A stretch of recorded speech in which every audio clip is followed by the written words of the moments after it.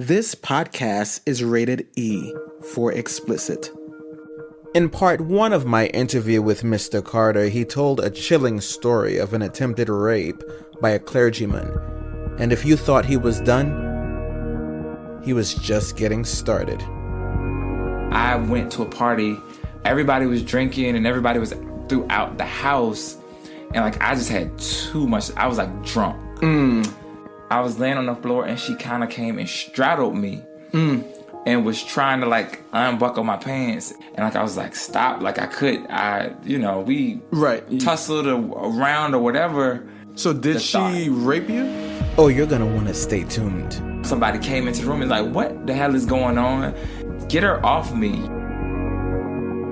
You met me in the midst of many things.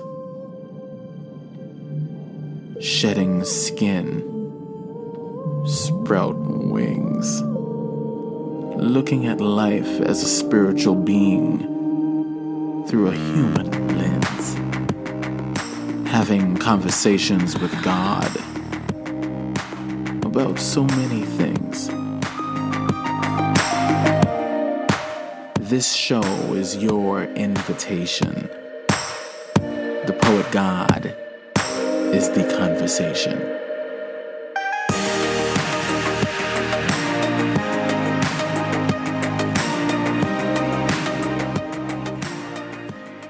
In continuing our conversation with Mr. Carter, he talks about how dealing with sexual abuse in his childhood affected his marriage. As somebody who had been through sexual abuse myself, I know that it affects relationships.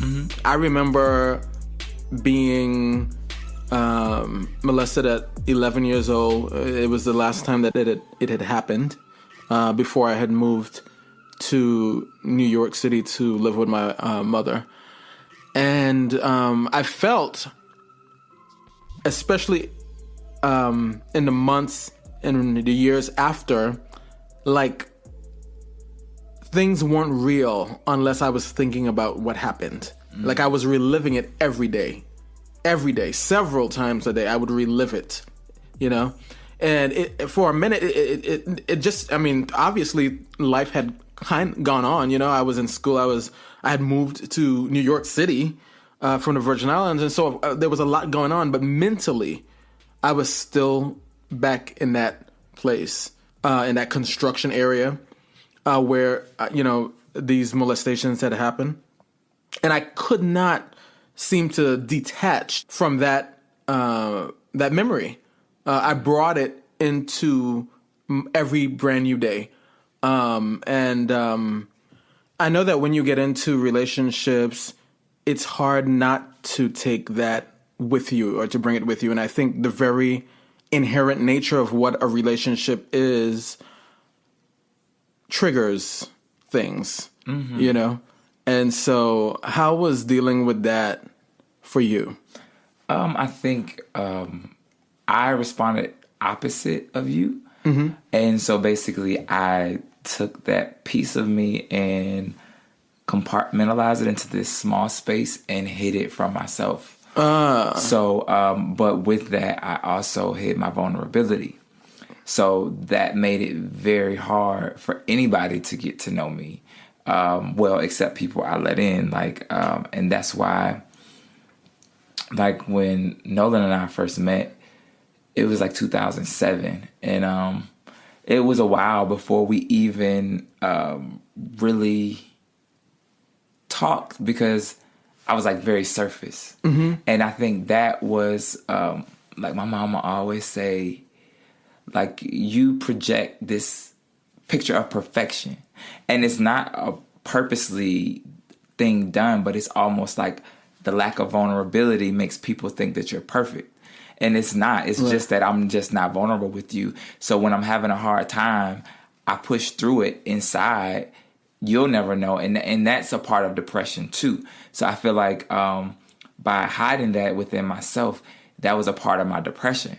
So it was almost like I was on autopilot where I was just there doing things, smiling for the camera, like that. Going type through of the thing. motions. Yeah, and not really feeling and being in the moment, because it's like I might have a reaction, but I wouldn't share my reaction. Right. Until like maybe I'll share it like privately with people, but like I don't share my reaction. And still, even now, to some points, I'm not as vulnerable. Like I've grown since, I told my family, like I feel like I've grown a lot of being more vulnerable, and that has helped me push past like a lot of those experiences. Like we still have power struggles and issues with power struggle because of that same thing. It's your like family? No, in my relationship, my marriage, it's like we work on power struggles because some of those pieces are still with me of like,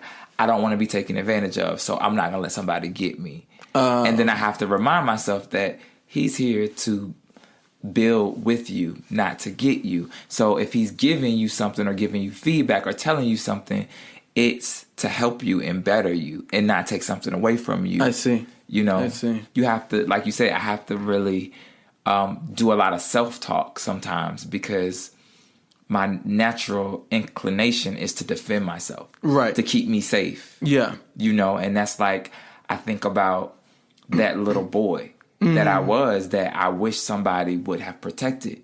So now I protect myself, from those things, or from people, or from outside predators. That really resonates with me, because the theme of this first season of the podcast is Dear Kilo, because it's about that little boy, that little boy that you're talking about. When I think about him and who he is, who he was, and all of us. It just makes me want to weep, to tell you the truth, really. You think about all the things that he had to go through and what you wished you could have protected him from. Like talking to somebody is important. I went to a therapist. I saw a therapist, and we still go to a marriage counselor, just because it's important to be healthy and happy, and you still have goals. So just like if you play on a basketball team, you don't train and then just have you have a coach throughout the games. Even when you make it all the way to the Super Bowl, you still have a coach. Right. You know what I'm saying? So Absolutely. through life, like finding someone who can help you like work through those pains and toil that you're facing, not your mate, but somebody outside of it who has no vested interest. Just somebody who can listen and help you work through those things. Therapy is very helpful. Mental health is real. People self-medicate with drugs. That's really not a realistic answer. You know what I'm saying? Right. Like, putting a Band-Aid on it is not gonna, the same when you come down from your high, that same problem is gonna be right there staring you in the face. You still got to deal with you. Yeah, and you need to do it for yourself for no other reason, because you deserve to be in a good place, and if somebody else can help you get there, that's what you need to do. And also, people who are on the other side of it, who love you and may want to be in relationship with you, we need you not to be crazy.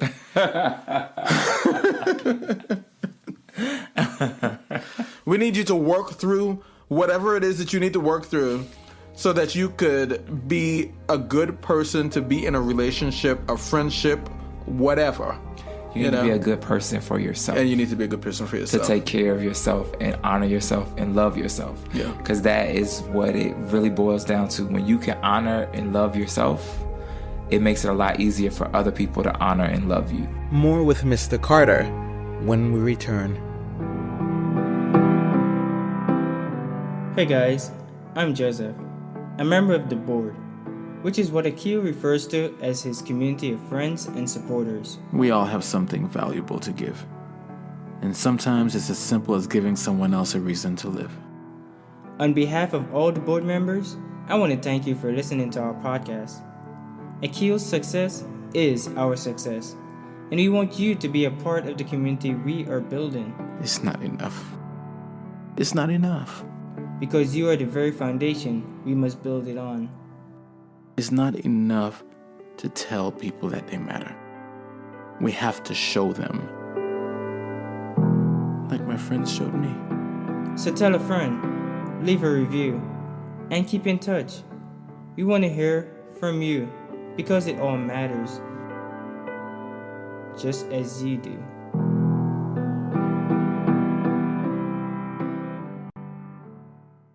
Like, people still leave hateful messages on our wedding video on YouTube. So I bet. And you know, but those are far few in between the positive messages of like, one day I want my wedding to be like this, or one day I hope that I could have this, or like young boys saying like, this gives me hope, or even adults saying, this gives me hope. It's like representing something bigger than yourself, like living in your truth, and still representing something bigger than yourself, meaning like, I don't have to pretend to be somebody I'm not to make a difference. I can just be me. Absolutely. Because I got to tell you, you are living the dream, you know, for a lot of people, and especially from, you know, like a relationship standpoint of because what you are and what you have represented, I think, for the community is what the rest of the world is telling them that they do not deserve to have. You know, that they don't deserve to have, that you don't deserve to dream that dream. Because when you decided that you wanted to love another man, you gave that up. So we're not going to allow you to have that, you know? I am grateful, like, in every day. And I even say it to Nolan often. I was like, we're so blessed, because we are so blessed. I feel like I had to speak up and speak out, just because I have a family who's not going to abandon me. You know, I have a family that supports me. I have a job that I can have and be me. I've had opportunities and I meet people and they accept me for who I am. And it's like, everybody doesn't have that experience. Right. So that is a very powerful experience. And I guess with great reward comes great responsibility. And that's just what it is. So it's like, as much as I want to go into my own little cubbyhole and just exist happily, I know there still is a responsibility to be somewhat visible, because I can. You know what I'm saying? I can coexist in a world that tells me that my reality is not reality. Yeah. So I was going to ask you if you had any regrets about being as public as you have been. But I hear you saying that you feel like you have to you feel responsible so that somebody else can have a visual representation, that, you know, a dream. I feel like I've definitely made mistakes throughout this whole process. And there's always things that I could do better and be a better me. And like, I've hurt people in the process of my life, and I've done things that I'm not proud of all the time, you know, and I can say that. This Saturday I was recording for a show that I'm doing, and my dad called, and like, my dad is like in his 70s or whatever, and he was like, we were about to get off the phone, and he was just like, before you go, I just want to tell you this. I'm so glad that you're my son. I'm so proud of you, and nothing could ever change that. And I just want you to always remember that I'm so proud of the person that you are and everything that you're doing. And that meant the world to me, because it's just like, it was just out of left field. And because I was like, Dad, I gotta go. We about to start shooting again. And he was like, before you go, I just want to tell you this. And it's like, we never had a conversation really about like my sexuality or whatever, except one, when he found out that I was getting married.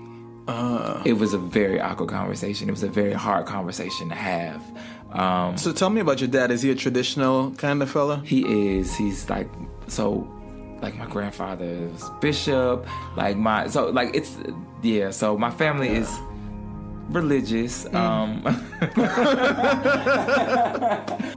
Coming up, find out what happens when his dad, who didn't know he was gay, got the invitation to his wedding. We'll be right back after these messages.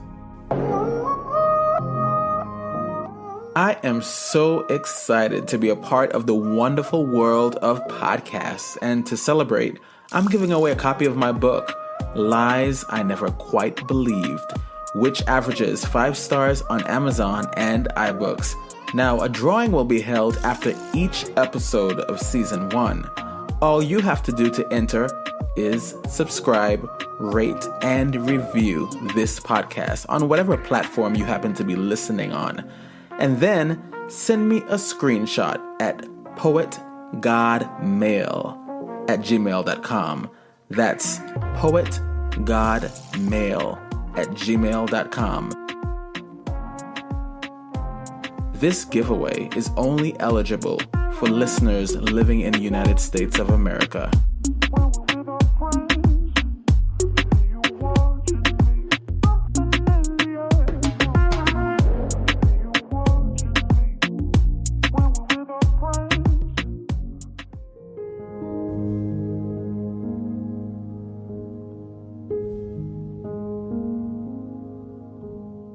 He was just like, so about this thing. And I was like, what thing? And he was like, I got this invitation in the mail. Oh, wow. And he was like, you never told me anything. And I was like, I know, I don't know. But he knew that you were same gender loving by the time. Well, we hadn't discussed it. Oh. So I had told my mom when I was like 21. Well, let me drink to that. Hold on. So I wish I had some spirits in here. And I'm like, I thought you knew. You know, like, he's been coming home with me for the last 3 years. Oh, did you think? What did you think? We both stayed at your house. You know, like, what did you think? Mm-hmm. And I guess, I don't know. I don't know. But, and I just was like, listen. So my mother and father raised me to be a man that takes care of my family. This is my family. Right. So you have 2 options. You can call me and we can have conversations about what's happening with me and my family and everything else, or you cannot. But the choice is yours. But this is happening, and this is who my family is, and this is who I will protect. And so you have a choice. So I'll talk to you. And then I called my mom, and she was like, what did he say? She's like, I'll call you back. Wow. And so then he was like, well, he called me back and was like, well, whatever you need me to do, just let me know. So, but my mom has been a big champion in our corner. Just like, you don't realize people kill themselves because their families don't accept who they are. Absolutely. And is that what you want? She was like, is that what you want? Mm-hmm. This is the conversation she was having with your dad? Yeah, you know, just like that. It's not about you. It's about him being happy and him being able to live his authentic life the way he envisions it. Yeah. You know, that just, for me, that kind of unraveled a lot of those hurts and pains and everything else. It's like, sometimes people don't say those things, and I know that was a vulnerable moment for him, you know, because he's an old school, you know, so he grew up in a different time, and like vulnerability just isn't something men do. Mm-hmm. So he was able to climb that hurdle, you know, and even with him coming, that meant I needed to work harder. You know, I need to work harder on myself. I need to be more vulnerable. I need to be able to open up. So like I told you, even coming here, my husband was like, this means you're going to have to be vulnerable, even sharing these stories. Yeah. And I'm like... And I thank you so much. Opportunity for growth, though. You know what I'm saying? Like, it makes me a better man, a better husband, a better friend, hopefully a better father, a better everything, when I can be open and receive love and give love openly, you know, to whoever needs it. So I want to know what you would tell after all of this wonderful life experience that you've had. Going back to that 6-year-old Larry who was carrying that unbelievable burden that no child should have to carry, what would you tell him? I would say you're worthy of being loved and protected. Because that was the feeling of like, that confused me. Like, is this love? Because this is a person that was supposed to be like a family member to me. So is this, it like, that's something that I just struggle with for a long time. So like, you're worthy of being loved and protected. That's pretty powerful.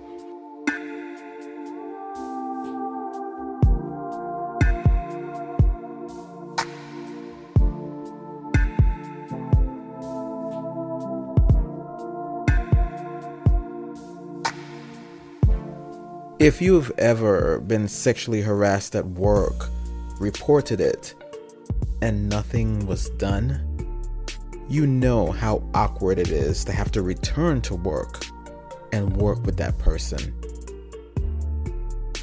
Mr. Carter tells us what happened when this exact thing happened to him.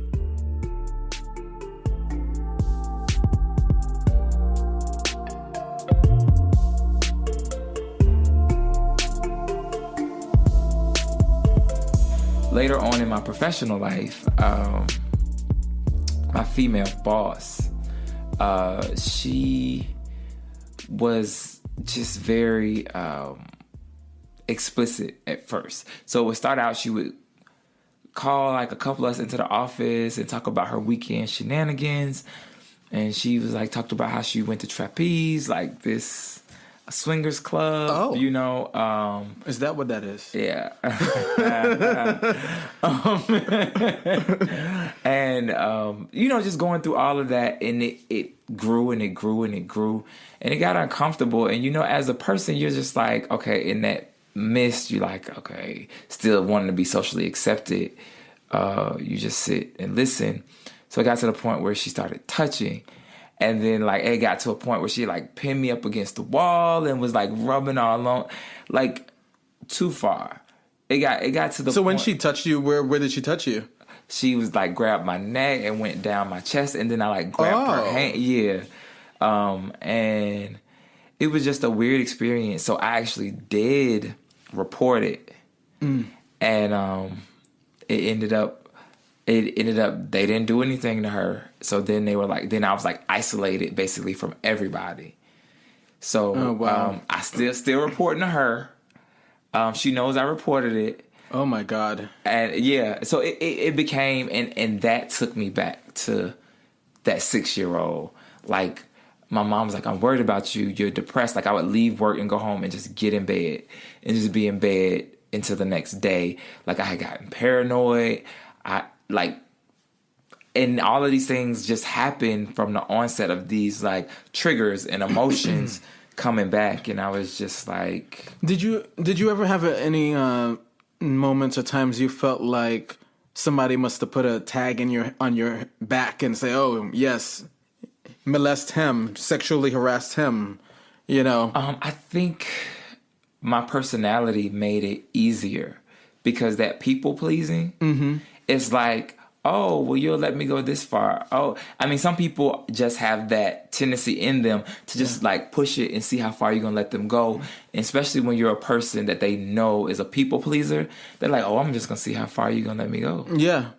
I mean, I as you described that, I was thinking about a time when I used to do, as I told you earlier, I used to do a radio show in the Virgin Islands, and there was this guy who was, you know, he was a very powerful person in the community, still is, and like many of these situations that we're hearing about today, you know, Kavanaugh, those kind of people, he holds one of those positions in government, and if I were to come out today and and tell what transpired with him in terms of the sexual harassment, the I'm not gonna take no for an answer, calling my job and my boss having to get on the phone with him and tell him to stop calling my fucking business. It's something about power too, where when people have unchecked privilege, they tend to be predators. Yeah. And that's just what happens sometimes. Unchecked privilege is a breeding ground for all types of hell to break loose. Yeah, because isn't that why we're dealing with these situations we're dealing with right now? Is because you have a lot of people who think that because they hold a certain level of power that they can have you because they want you, you know? And that's how, I was approached, and they didn't care that I was on the radio, and they didn't care that I was in the newspaper, and they didn't care that I had the ability to tell that story. And I didn't tell it. I never said anything about it publicly until just now. But that's that part of that predator. They know. Yeah, that's what they're banking on. That you will keep that secret because somehow if you tell it, then it's going to impact you. Yeah, it's going to reflect negatively on you. And that's the thing. And that's why, when you have people who come forward after all of these years, I get it. I because it's in so many ways my own story. It's just so happened to be that I'm a man, and that's why we're talking about this, and that's why this series is called Men Too, because in so many ways, men go through it. It's just not reported. Exactly. I mean, exactly. There's many reasons why, but many reasons, yeah. But the backlash, it's like, and then someone will be like, "Oh, a man, like a woman can't overpower you." They definitely can. When I was maybe 21, and I don't drink now, but I went to a party with my friend Nikila, and it was another friend, a female friend that I actually worked with at the time. And everybody was drinking, and everybody was throughout the house, and I just had too much. I was drunk, and so I don't even know how I got into the room. I was I just need to lay down. So I lay down on the floor, and this girl, she was my height, so she was a pretty big girl. I'm 6'4", so she was pretty big, and I was laying on the floor, and she kind of came and straddled me, and was trying to unbuckle my pants, and she was drunk, but at the same time it was okay, so this is something that you wanted to do. And I was stop, we tussled around or whatever. And I got, I was but since then, I don't. And I think that's probably why I don't drink now, because seriously, I unconsciously, I really forgot about it. That's what I do. I compartmentalize things and place them in the recesses of my mind to something triggers. So did she rape you? No, she couldn't get my belt undone because I had, during that time, people were wearing those really big belt buckles. And I had one on, and she couldn't get it. She couldn't get it undone. And by that time, somebody came into the room and what the hell is going on? And I was she get her off me, And we never talked about it again. But yeah, it's those type of situations where I was 21. I didn't think that I was drinking too much. I really had never had alcohol like that. So that was an experience that stuck with me through that time period. It impacts the way, because that's why I don't drink. Yeah. Now, because I just feel I need to have a clear head. You need to be in control. Yeah. And control, and that it goes back to control. So it also made me this control freak, because it feels whenever someone else has control, they have the upper hand, and they can do whatever they want to do to you. Yeah. So you got to always maintain control. Yeah. So, there's a lot of misconceptions about what women are able to do to men in sexual situations, but what isn't really talked about is what men do to men, and also what supposedly straight men do to men. And there are situations where men are violated sexually by other men who don't normally do things with men, but they had one or two drinks and suddenly something happened and the other person, was held down. And it happens. There was a boy at Norfolk State University in Virginia who they thought he was gay, but I feel like it was still more to the story. So a couple of guys held him down and raped him with a mop. And he ended up dying because it punctured his internal organs. But those type of things don't get publicized. But that is, I don't know. I just always feel like you get stories on the news, but you never get that backstory. Right. And people do a lot of things when they're fearful.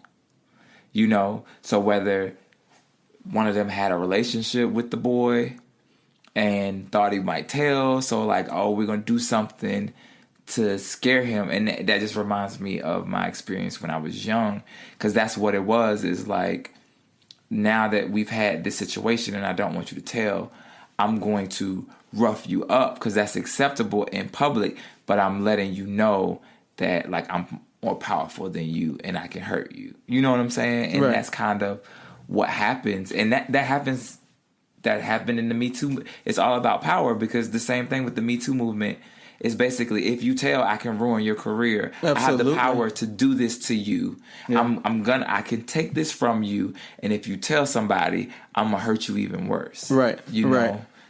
And that is the mind fuck behind it, because I think that is the lasting thing that makes people take so long to tell, is that fear of that, okay, this was painful to go through, but not only am I going to be embarrassed and humiliated, but whatever else they do to me through this process is, you know what I'm saying? I have to live with. Yeah.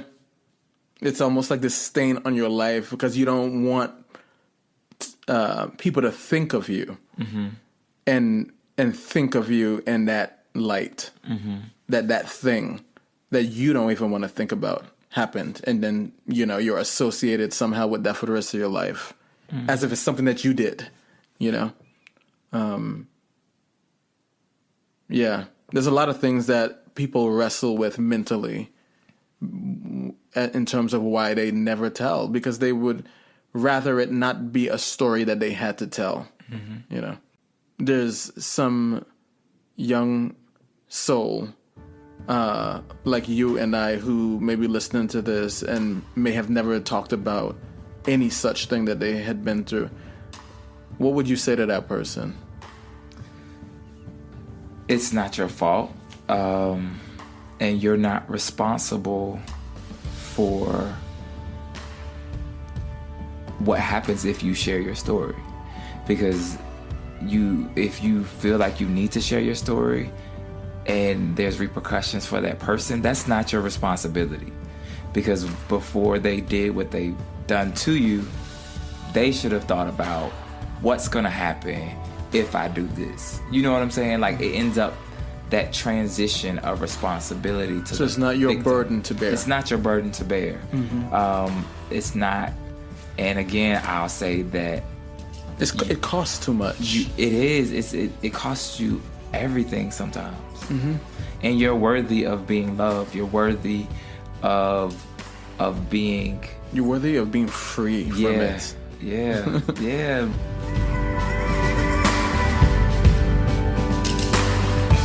Thank you, Mr. Carter. I think your words will serve as a source of empowerment for us all.